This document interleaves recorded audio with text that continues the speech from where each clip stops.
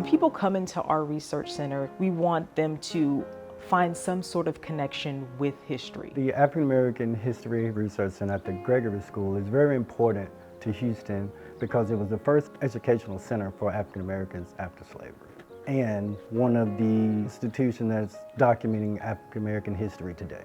It's important to preserve Black history because it is American history.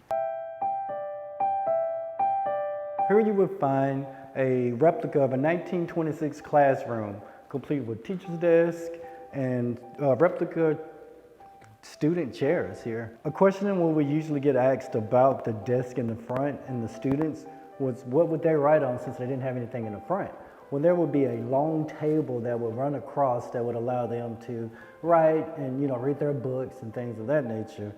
One of our more special desks comes equipped with an inkwell, which at one point would allow you to dip your quill pen in and write that type of way as well. The Gregory School was established in 1870 by the Freedmen's Bureau right after emancipation in 1865. So just 5 years after being free, General Edgar M. Gregory advocated for African American education and things like that, which is why we have the namesake, the Gregory School. So the Gregory School helped the newly freed Blacks by allowing them to have the opportunity for education to become productive members of society. It offered them skills like reading and writing, which was forbidden for them to learn as a slave. So by having the opportunity to go to school, this will help your self-esteem. This will give you the overall ability to provide for you and your family. So it was very important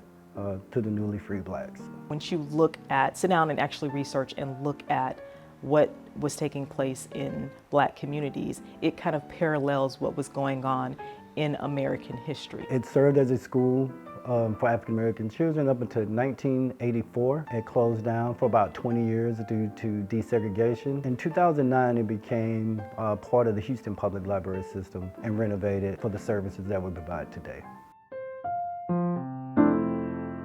So one of my favorite things about the Freedmen timeline is it shows the emancipation date of 1865, and just in 1866, the African American community was able to purchase land, about 10 acres, to celebrate the first Juneteenth in 1866. Once you look at Black history and research Black history, you're also able to see similar events that happen within other ethnic groups as well. So this gallery wall features families and individuals and photographs which came from our archival collection, and they showcase everyday Black life in Houston. So the gallery spaces actually detail what the area used to look like. So you can find photographs of the brick streets.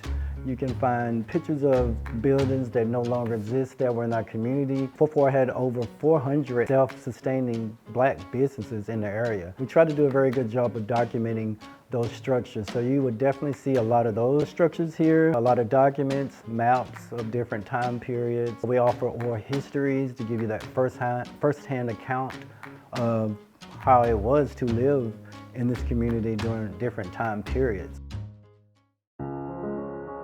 The African American History Research Center means so much to me because I'm able to contribute to preserving African American history. It's a space where in 20, 30, 40 years from now, people will still be able to come and see the work that I'm doing today, the work that the other archivists and staff in the building are doing to preserve Houston's Black history.